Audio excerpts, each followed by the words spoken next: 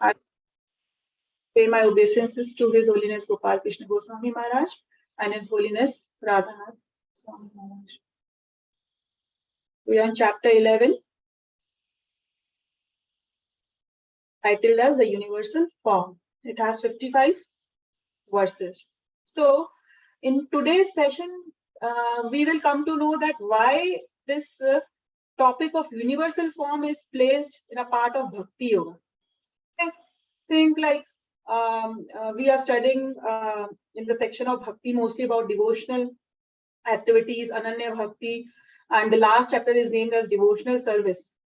So why the universal form is in the Bhakti Yoga section. So today is the section in which we come to know that at the end of this chapter also, Krishna will glorify Ananya Bhakti. He will say that to see my form, you have to do Ananya Bhakti. And in the end verse, the 55th verse of this chapter will tell us how to do that Ananya Bhakti.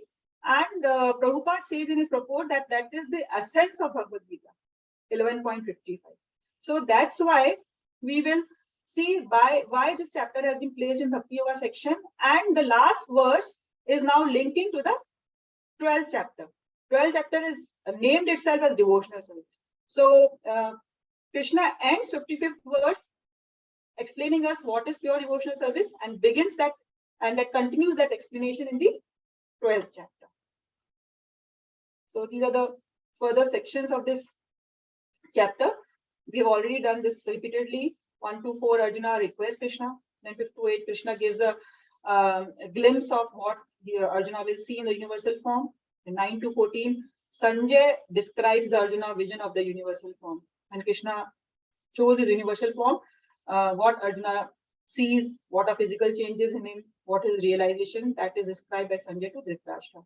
And from 15 to 31, what was Arjuna's experience on seeing that universal form? Like he will glorify the universal form, he will pay obeisances. At the same time, he is little fearful. And then he is fearful because he saw the Kal Roop in that universal form. The manifestation, Krishna is manifestation of time. And he saw that all the warriors were going inside the mouth of that universal form. So he asked in 31 verse, who are you and what is your mission? So Krishna answers from 30 to 34 that I am time and Arjuna, you just become my instrument. You are fighting on my behalf. As I want that, so you have to do accordingly. And that's why then from 35 to 46, after when Krishna explains that I'm time and I've come here to destroy everything, you don't worry. So Arjuna now realizes, and then he offers his prayers, he glorifies. At the same time, he will ask sorry, he will beg pardon from Krishna that he might have behaved sometimes jokingly with him because he considered him as his friend. But now he realized that he is a great supreme personality of Godhead, and Krishna alone can show his universal form. So he begs pardon from Krishna. And now from this, and then in the last, Arjuna requests Krishna to withdraw his universal form. He says, I no more want to see this universal form. Please show me your 400 form. So the last section ended with Arjuna's request. And now we will see in this section from 47 to 55 that Krishna explains that pure bhakti is required to see any form of Krishna. Pure bhakti is a prerequisite to see form of Krishna.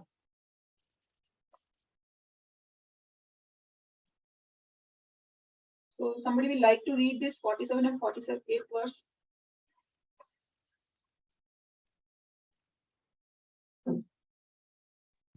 I'll read, Mataji. Yes. Rarity of seeing Krishna's universal form.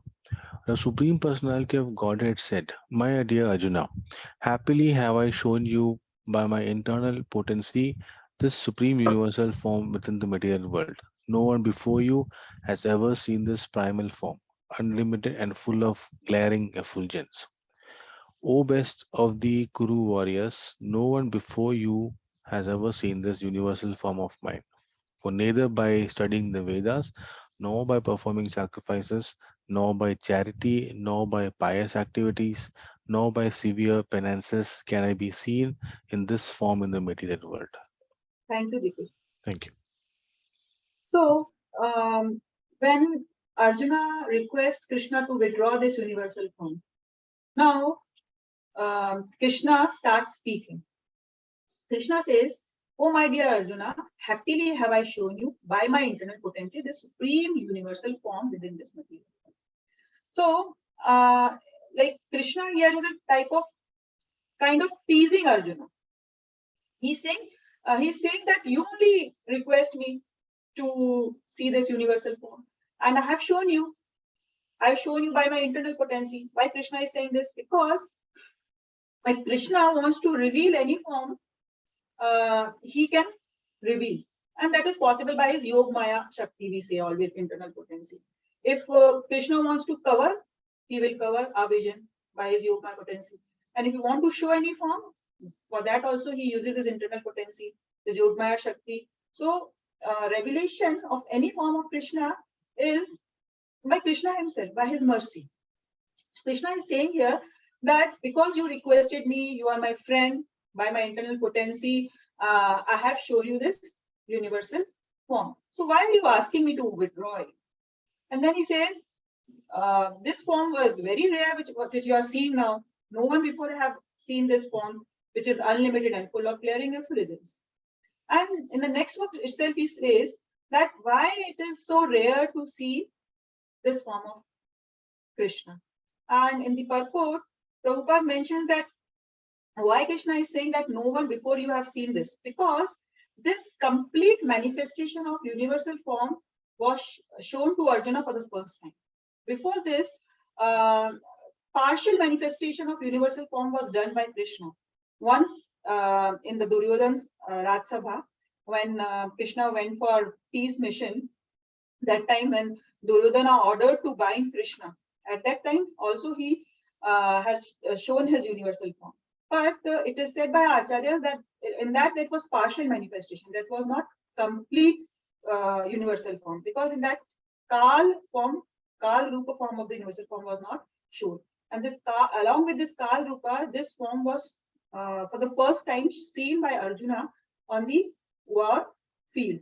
And Prabhupada also says that because of Arjuna, residents of other planets, we know that in the last section, I think so, demigods and other planetary system residents, they were also able to see this form, because but nobody else on the war field was able to see. So it is said that whoever has that divine vision and who is devoted to the Lord, that can only see the universal form of Krishna. And in the next verse, Krishna is saying that it's not possible to see this form if you are very well versed in Vedas, if you are performing sacrifices, if you are giving charity, you are very pious, you are doing severe penances. Neither of these can help you to see this form. So here we may like understand this with an example.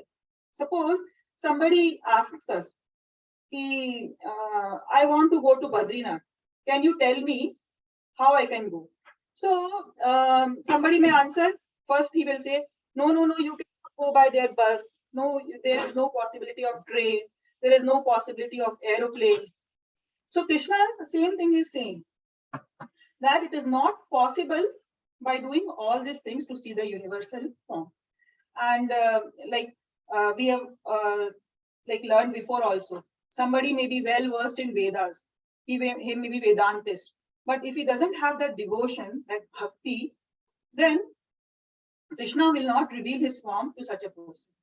He may be very learned man, he may be a great philosopher, but that is not a qualification which is required to see any form of Krishna. Similarly, there are so many sacrifices which are mentioned in our Vedas, Agnihotra sacrifices, so many other Vedic sacrifices, yajnas and havans.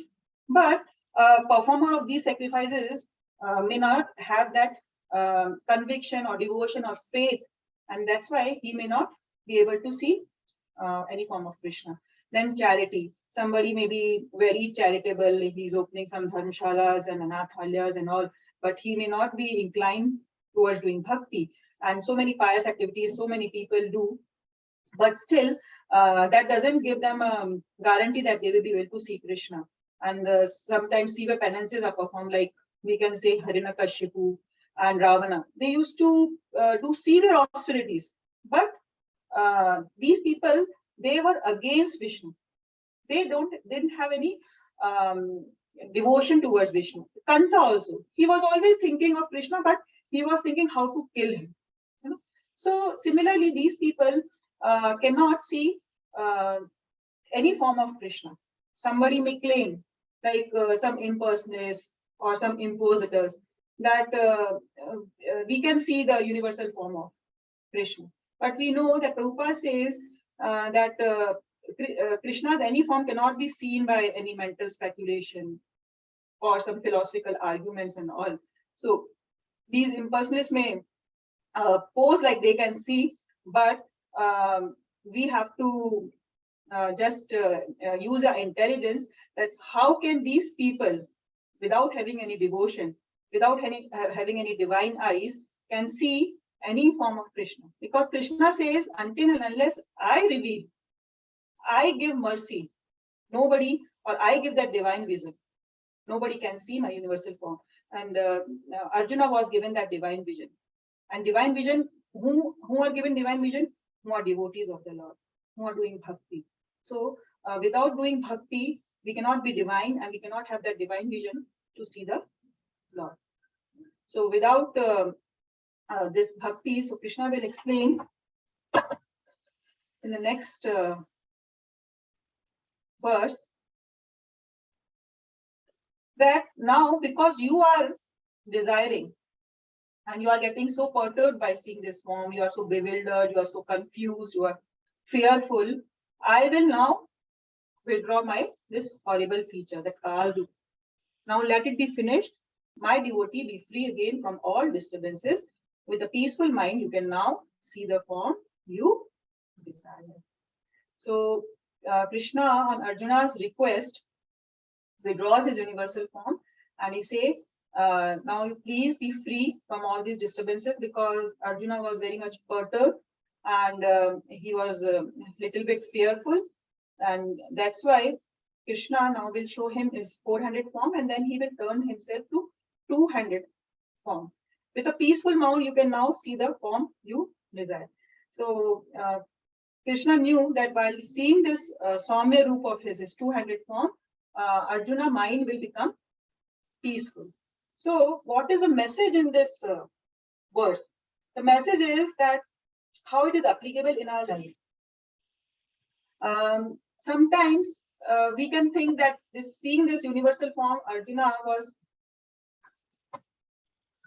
so much afraid.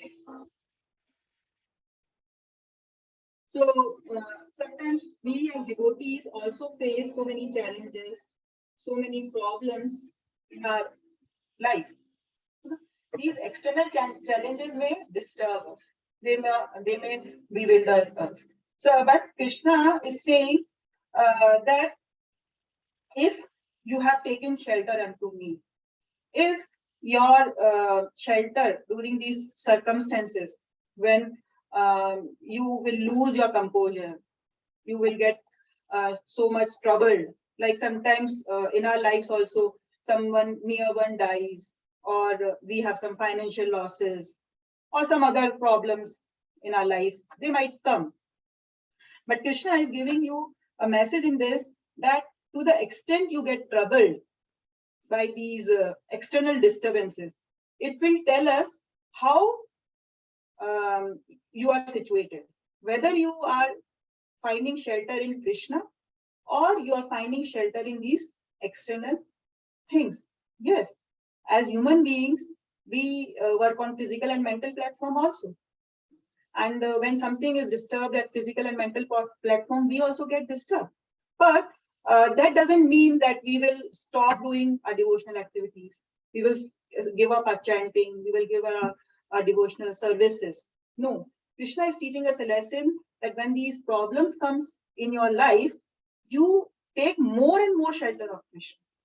And that way, Krishna will then take care how your external problems get solved and you will become peaceful. But at that time, if we are these troubles, they make us more and more perturbed.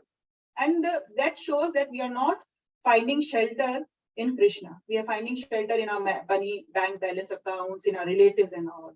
So as Krishna is saying that as a devotee, now I will take away all these disturbances from your mind. So Krishna will take care of our external problems if we find shelter in Krishna. So the same thing happened with Arjuna. Krishna withdrew his universal form, and now Arjuna will become calm and composed again. Somebody would like to read this?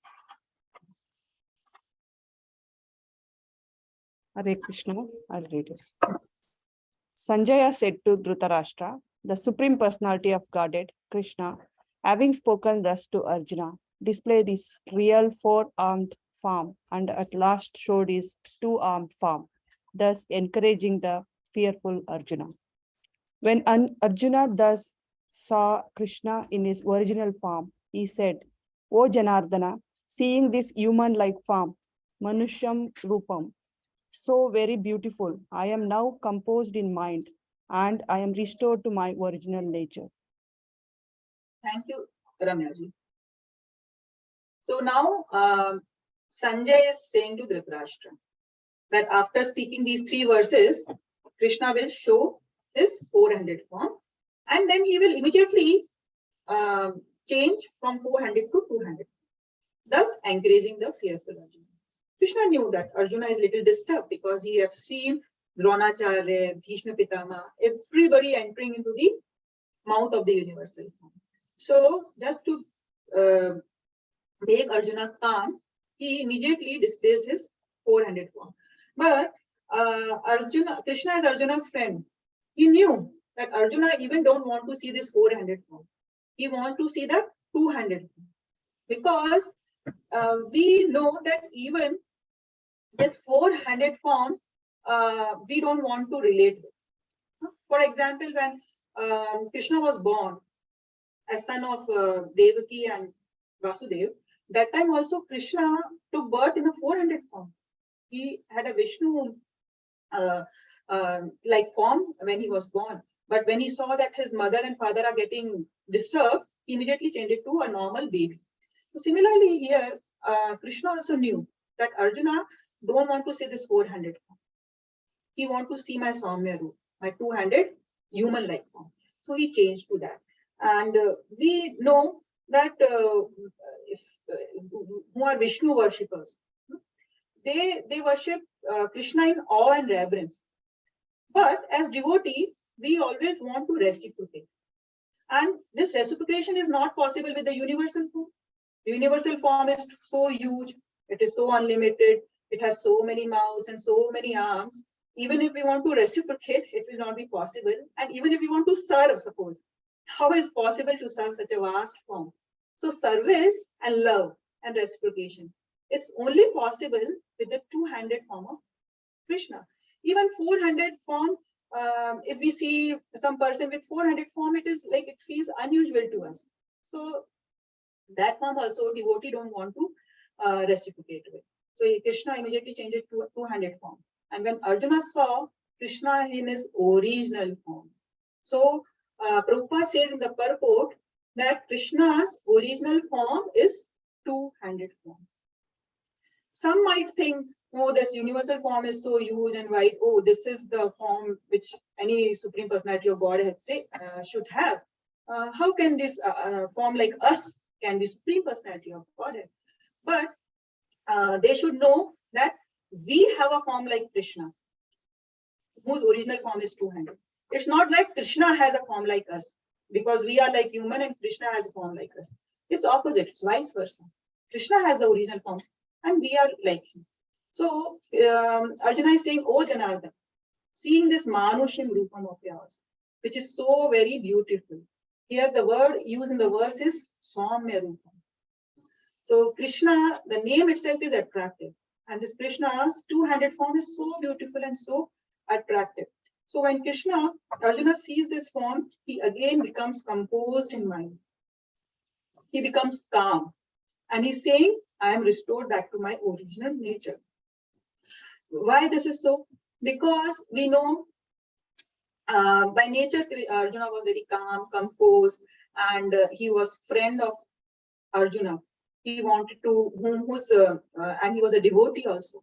And devotee's original nature is being spiritual, to serve and to love and to reciprocate with Krishna. So he again came back to that consciousness that this Krishna is my friend and I have to obey his orders and like that. So he became almost composed in mind. And we have discussed about this human-like form. Sometimes these people who are atheists, in 9.11, it was said, Abjananti ma muda manusham tanumashritam. There also that manusham word was used. Why it was used? And there we explained that the people who are Abjananti, who are muda, who are atheists, they deride when Krishna appears as human being, like human-like form. They say that he is none other than one more a powerful human being. They will never, they will always say that something beyond this human-like form is Krishna. That is, they have that impersonal aspect in their mind. And they will never appreciate Krishna in human-like form. That time Duryodhana was present and Kansa was there.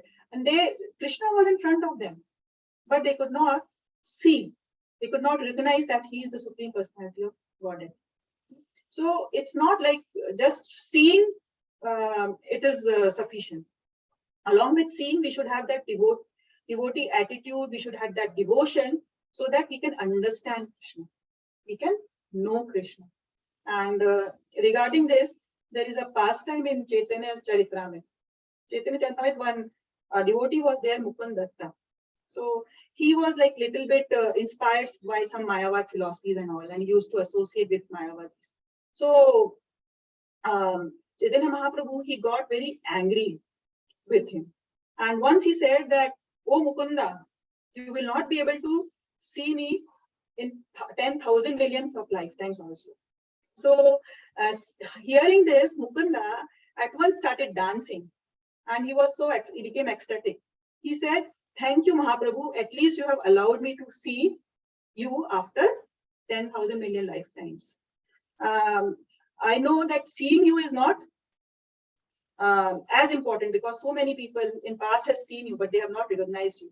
I just aspire that you give me devotion, that eyes, that bhakti in me, that I'm able to see you." So devotees are like that. This is the thing.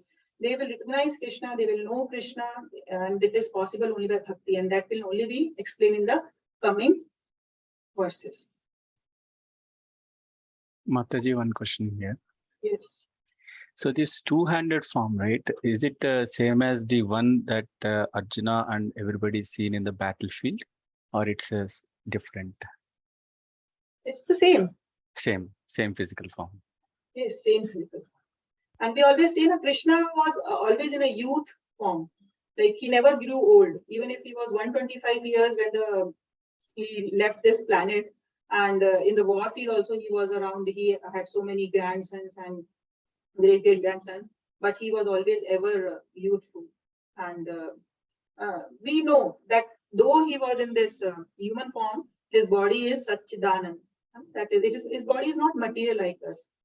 He can do sense is transcendental. It's beyond these three modes of material nature. So, like that. But definitely for devotees, he has come in this human form so that we can reciprocate with him. We can do leelas with him. For his bhaktas, come in this form. Okay, Mataji. Thank you.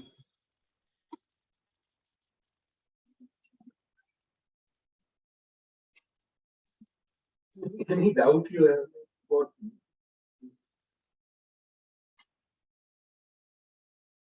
this is his original form. this two-hand form is his original. In Golu, Prabhuji, yes. can you repeat, Prabhuji? Sorry, I missed. This two-handed form is his original form. Ah. Original, like Shamsundar form, is his original form. Okay. This is the form which is in Goloka Vrindavan, playing that flute.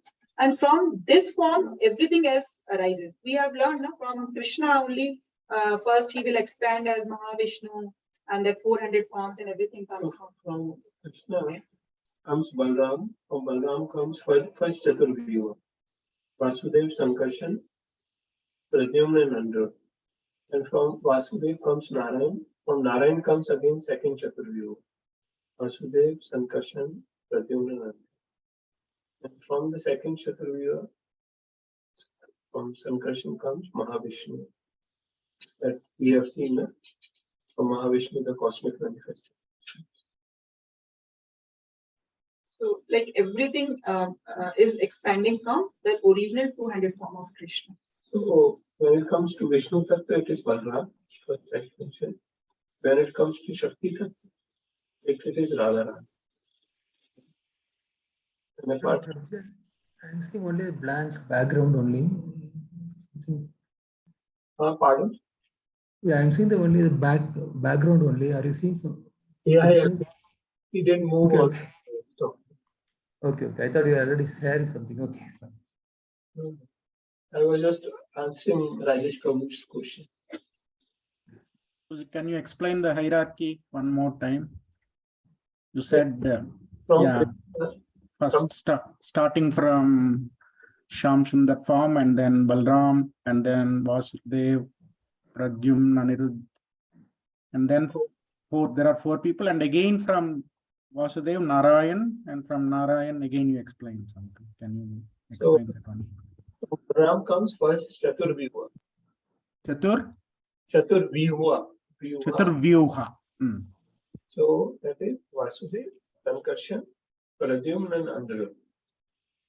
So I think so in Bhagavatam, somewhere we have already heard about what is the specific role of Sankarshan and it came. But otherwise, so this is known as first Chaturvyuha. From Vasudev, then comes Narayan. From Narayan again comes second Chaturvyuha. Vasudev, Sankarshan, Pradyumna and Anirudh. And from the second Chaturvyuha of Sankarshan comes Mahavishnu.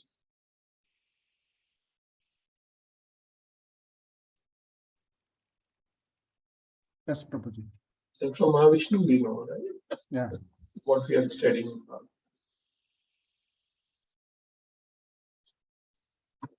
So Prabhupada also explained it before that it is the 200 which is the original form. Somebody may change from Vishnu, everything. Sometimes some people ask them, who is superior, Vishnu or Krishna? That time we can give references to that. No, the 2 original form is the source of everything. We say Krishna is the source of all incarnations as well as all his extensions. So this creation, this sequence will remain same, Prabhuji, every time during Prabhava? Yeah, because these expansions are in spiritual world. They have, Eternal. yeah, they have Okay. nothing to do with material.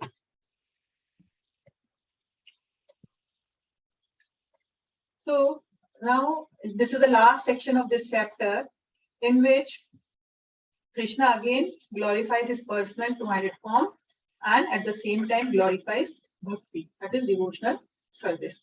And the 12th chapter is itself named as devotional service. So it's a conclusion and there is the beginning of the 12th chapter, the devotional service. So in 52-53, Krishna again explains the rarity of seeing this Krishna's human form, human-like form, 200 form. And previously we have learned that Krishna has said it is rare to see even this universal form. So here Krishna will say that it is even more rarer to see this human form. Right? And then Krishna says, okay, Krishna will tell in 53, how you cannot see me. In 54 he will say, how you can see me. And he says, Krishna is known and seen only by Ananya Bhakti. And the last word, which is the essence, Prabhupada says this is the essence of Bhagavati, that you will perform bhakti and you will be able to attain Krishna. Somebody will like to recite this verse? I will- Mataji. Okay. Go ahead, Mataji. Okay. Rajesh Prabhu. Harshita. Okay, I'll recite. Shri Bhagavan Vacha. Sududarsham idam rupam drishtavan asi yanmama deva api asya rupasya nityam darshana kanskina. The Supreme Personality of Godhead said, My dear Arjuna, this form of mine you are now seeing is very difficult to behold. Even the demigods are ever seeking the opportunity to see this form, which is so dear. Thank you, Harshita. So, Krishna just now explained the rarity of seeing the universal form. Now he is saying that it is sudarshanamidam. It is even more difficult. It is even more rarer to see this human-like two-handed form of mine. And this form is so great that demigods are also seeking the opportunity to see this form. It is so dear. It is so lovable. So here we know in past times, like when Krishna was about to take birth, he was in Devaki's womb. In that time, in that prison house, all demigods used to come and they used to worship Krishna, that Krishna is going to take birth. Krishna is not even taken birth. They were so curious, they were so anxious to see Krishna in that human form, that they used to come and worship and offer prayers to Krishna when he was in the womb. So these demigods also, they don't get the opportunity to see this two-handed form. We know these demigod, Brahma and Shiva, and they all go to Shidaksha ocean. Sometimes whenever there is in trouble, they go to Vishnu. And that Shirodaksha Vishnu form is also so rare to see for these demigods. Only at the time of trouble, when they want him to take as an avatar on the earthly planet, they go and see. So, and other pastimes also, like these demigods, when they see the human-like form of Krishna, because they don't know, they don't realize that Krishna can be in that form, they get bewildered. We have learned about that Brahman Vimohan Leela, then Indra's Govardhan Leela. In Brahma Vimohan Leela, Brahmaji got bewildered seeing Krishna.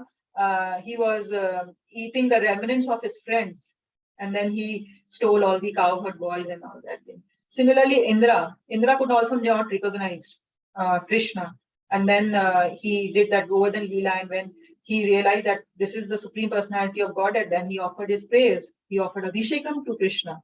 So these demigods also cannot recognize, and they also get bewildered seeing this two-handed form of Krishna. So Krishna is saying, it is so rare seeing this my universal form. And we have discussed that even when Krishna was present on this planet, people like Duryodhana and Shushupal and Dantavakra, they were not able to see Krishna as supreme. And they always had that atheistic tendency. They were always against Krishna. And Kansa also wants to kill Krishna and all these things. So it's not that even if Krishna is in front of us, we will not be able to see Krishna until unless we have devotion. It is said in Brahma Samhita also, until and unless your eyes are anointed with the love of Krishna, we cannot see any form of Krishna. And this is the rarest form. Krishna is saying the form you are seeing with your transcendental eyes cannot be understood simply by studying the Vedas. He's again saying the 4 things which he told for universal form. That's not possible by studying the Vedas. You may be very much well versed in Vedas. And Chaitanya Charan Prabhu gives an example like in Chaitanya Charitamrita Leela, Chaitanya Mahaprabhu's Leela, there was a Keshav Kashmiri, who was a great Pandit of that time, great scholar. But he was not able to recognize Chaitanya Mahaprabhu as Supreme Personality of Godhead. So just by studying Vedas, we cannot know the essence of Vedas. And they may be so much well versed in the verses and all, but if they don't know that is the essence of Veda is to know Krishna, the essence of Veda is Krishna, then there's simply a waste of time studying these Vedas. And if somebody may undergo severe penances, they may do so many austerities, like our Hiranyakashipu Ravana.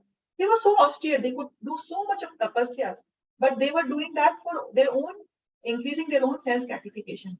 The tapasya was not done for knowing Krishna. So it was all useless. Some may be very charitable. They may open all these dharmshalas and anathalyas and everything. But if that charity is not meant for propagating Krishna consciousness, it might help at physical level. But great charity is when we preach and we make some people devotee. Or Prabhupada always says that charity can also be done in 3 modes.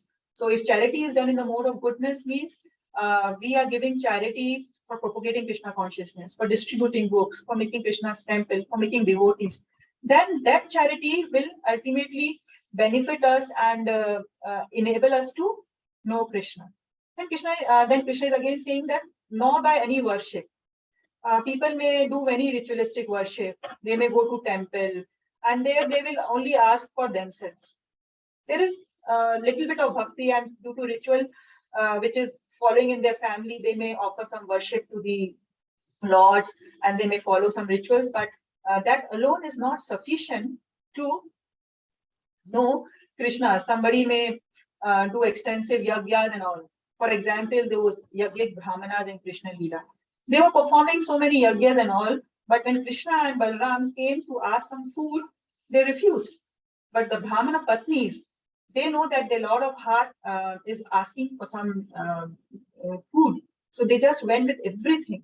So just by performing sacrificing, by doing this worship and all, by penances, by charity, by Vedas, it's not a qualification to know Krishna. For example, if we are boarding a train, we may have so many things with us. We may have money, we may have so many qualifications, and we may be such a such person who has returned from some foreign country. But until and unless we have that ticket on that train, it's all useless. So until and unless we keep performing so many penances and austerities and giving charity, studying the scriptures and doing this worship, but we don't have that devotion. That devotion is the ticket. Then it is all useless. Prabhupada says like that. So all these things can be done for Krishna also. Like charity can be done. Penances, like austerities, we do fasting, we do Govardhan Parikrama. And studying the Vedas, we are studying Bhagavatam, we are studying Gita. But we are studying the scriptures to gain bhakti. So that is the main purpose, not to become scholar in these studying Bhagavad Gita and Vedas. And we are doing deity worship. We are daily doing seva for Krishna. So that is fruitful because that will increase our love and devotion to Krishna. So this is the message Krishna is giving in this verse. And then Krishna says that now Krishna said in that verse that how he cannot go to me, how he cannot know me. But in this verse, Krishna is saying how I can be known. And he's saying only by Ananya Bhakti, somebody can know me. So somebody will recite this verse. I will try, Mataji. Bhaktyatva ananyaya sakya aham yevam vidorjuna jnatum drashtum cha tatvena praveshtam cha parantapa. My dear Arjuna, only by undivided devotional service can I be understood as I am, standing before you, and can thus be seen directly. Only in this way can you enter into my mysteries of my understanding. Thank you, Rajeshwari. So, Bhaktayatu Ananya Satya. Undivided devotional service. This word will again and again come in Bhagavatam also. And what is undivided devotional service? Undivided devotional service means unconditional, unmotivated devotional service. There is no condition you are placing in front of Krishna, and there is no motivation behind that. So that is called Ananya Bhakti. That is the definition of Ananya Bhakti. Ahetuki ahapratiyata. So Krishna is giving the formula here. How you can see me directly. I will bestow my mercy only on a person who is having this undivided devotional service unto me. Sometimes, like we have always given the example of Surdas also. He didn't have even eyes to see Krishna. But because he had so much of bhakti, without having eyes, he could have darshan of the Lord. So Krishna can be seen only by this service, devotional service. And we can enter into the mysteries of understanding Krishna, of knowing Krishna. We have discussed, just seeing Krishna will not make you know everything about Krishna until and unless you have. So that is the qualification to know Krishna as it is. So in the last verse of this chapter, Krishna concludes this with the glories of devotional service again. And that's why we can see that how this chapter has been kept in Bhakti Yoga section, because it's also ultimately leading to a conclusion that only by bhakti we can see any form of Krishna, whether it is universal, 200, 400 form of Krishna. This is the last verse. Somebody would like to recite this? I will do Mataji. Mataji, one question before that. Mataji, are you able to hear me? Yes, yes. Yes, so can you explain more about this unmotivated bhakti? A little more about. Unmotivated means that bhakti can be, there are many devotees who go to Braj and who do Giriraj Parikrama, but they do it, for some purpose. And we have discussed that there are so many times because devotion is also in categories, right? Kanishta Adhikari, Madhyam Adhikari, Adhikari, right? And we have read this verse now in Bhagavatam. Savai Pumsam Parodharma. Yatur Bhakti Adhokshan. Ahetuki Apratiyatma Suprasiddhati. So there it is explained that we need to do uninterrupted and unmotivated. There should not be any interruption, like interruption because of any reason. Because of any reason. I think so. She was just explaining that if something happens and you're not able to do your, sadhana properly and things, right? So that is interrupted because of so many material reasons. We are still not stable. And unmotivated is where there is no motivation. It is out of pure love for Krishna. Like there is no motivation of recognition, no motivation to the extent of not even thinking of liberation, right? That is unmotivated. We don't Okay. want everything, even liberation. Devotees say that just keep me in my service, keep me in your service, whether I am in this market. Love means pure love, right? No expectation. No expectation. The goal of only Krishna's pure love. That's what. As Mataji has explained in that Japa talk. Right. Our only aim is to see his happiness, see him.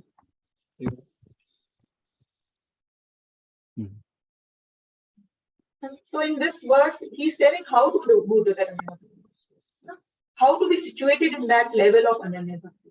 So this is the verse Krishna is explaining in the last verse of this chapter. Mat karma krit. Mat karma krit means you do my work. You work for me. Mat paramo. You make me as your eternal good. Mat karma krit mat paramo.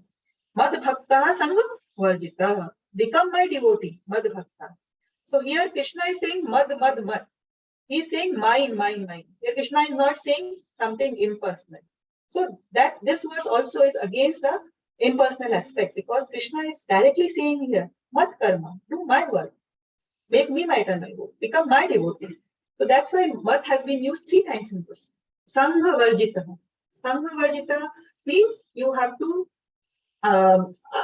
stop associating with contamination of fruitive activities and mental speculation. That is Sangha varjita. Become free from contamination of fruitive activities and mental speculation. Engage in my pure devotional service.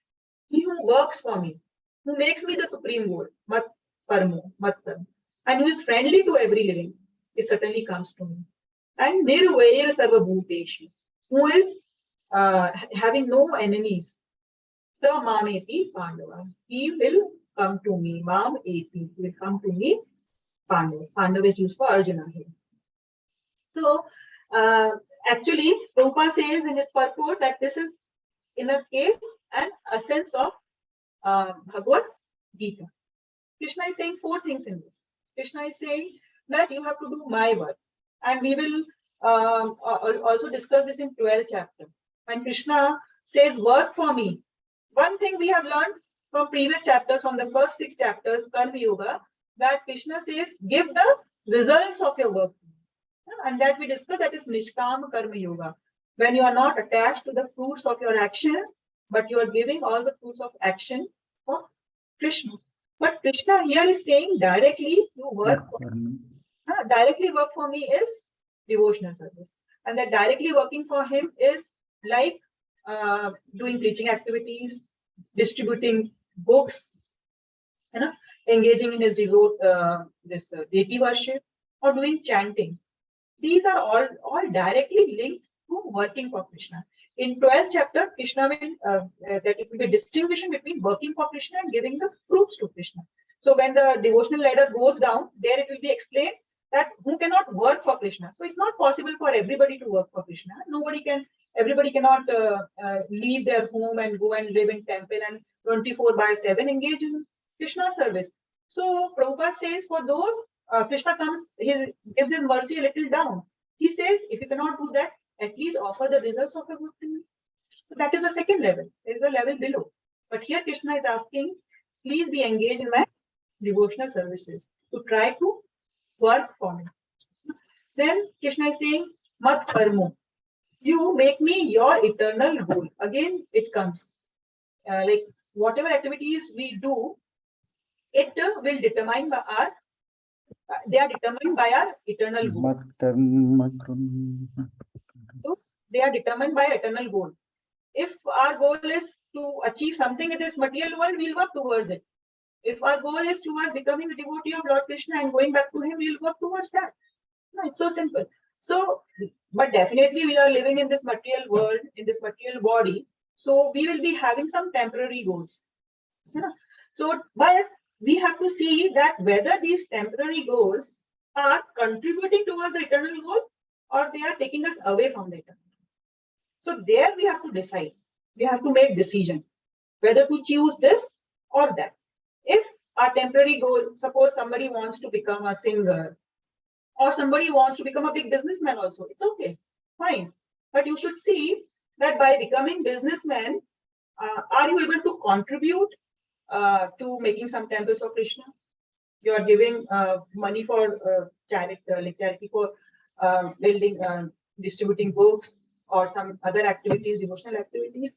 Or if you want to become a big singer, you can become a good singer for Krishna. You're doing good kirtan and all. Or simple small goals if you want to become something. But ultimately, you should always keep your param goal in your mind. And the moment you come to know that this decision of mine will be against my eternal goal, we should try to change from that temporary goal so that we have to decide what our ultimate goal is. Krishna is saying, ultimately make me as your eternal goal. And for that, what we have to do? We have to do some association. So we should be very careful in doing association. Sangha varjita. So it may mean like you are doing, you are associating what you become, what you associate with. So we have to be very careful in associating with people. If we are living in association of devotees, then they will keep reminding us of the eternal goal. Otherwise, we will easily forget our eternal goal. And this is external association. but we are always associating internally with us, our own self also. So that is also important. We may be having so much of lust, anger, pride, greed in us. So we have to work upon that also. So if we are associating with our greed, with our pride, with our anger each and every time, then it will be difficult to achieve that eternal goal. So it's working upon the internal contamination as well as the external association. If we associate with people who are fruitive minded, who are materialistic, or we are in association with who are speculators, then definitely we will get polluted. So we have to prevent this. Pratikulasya varjana. We always say we have to do what is favorable for our devotional service, and we have to avoid whatever is unfavorable for devotional service. So actually, this verse is the essence only. It's talking about everything. So you make me as my supreme goal, and you should be friendly to every living being. So now we may think that here Krishna is asking to become friendly with every living entity. Like Pandita Samadarshana, we used to say, no, Pandit will see everything on the equal platform because he is looking at the level of soul. He is looking at the platform of living entity. So whether it's a Chandala or an elephant or a dog eater or a Pandita, he sees them at all levels. So that only Krishna is demanding. You should not be envious to anybody. You should be friendly to every living entity. But we might think that at one point Krishna is asking Arjuna to become friendly, and at the other point he's asking to fight. So how to understand this? So this is because Krishna's main mission was to make this earthly planet devoid of all the atheistic persons, all the demonic persons, and establish dharma. So that was the reason behind Arjuna was asked to fight on his behalf. So here the point is that we are not having enough animosity against that particular soul. That animosity is towards the activities that soul is doing due to contamination with the material body. Because like Duryodhana, if we look as a soul is eternal part of Krishna. It is pure. But when it became associated with some body, the contamination came and he was behaved like demon. So that has to be destroyed. So Duryodhana has to be destroyed.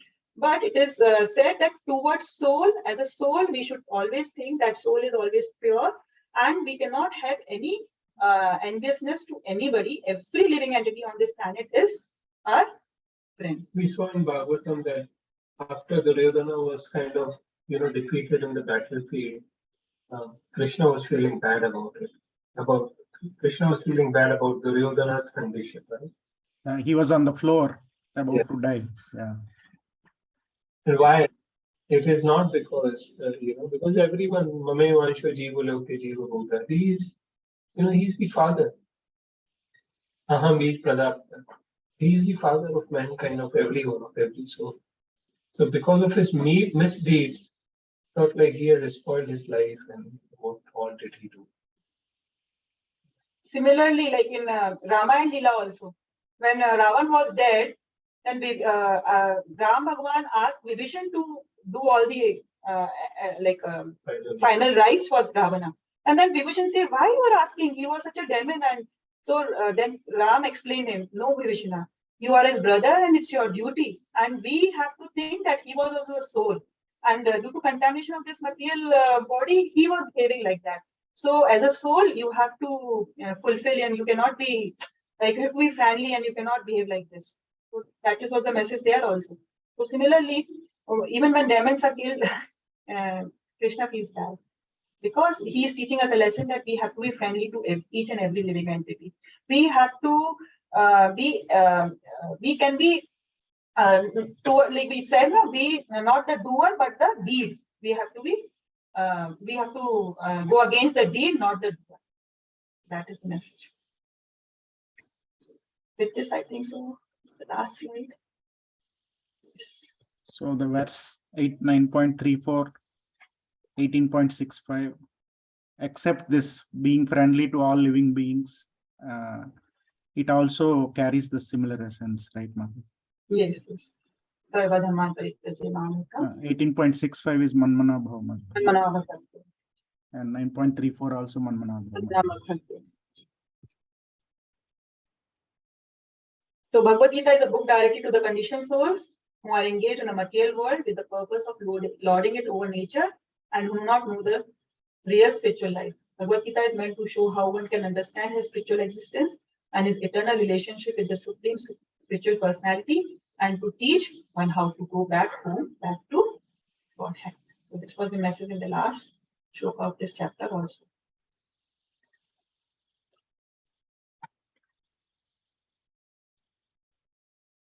So any questions, any comments? Okay, So- one follow-up question to the previous one. So Vasudeva is the form what Krishna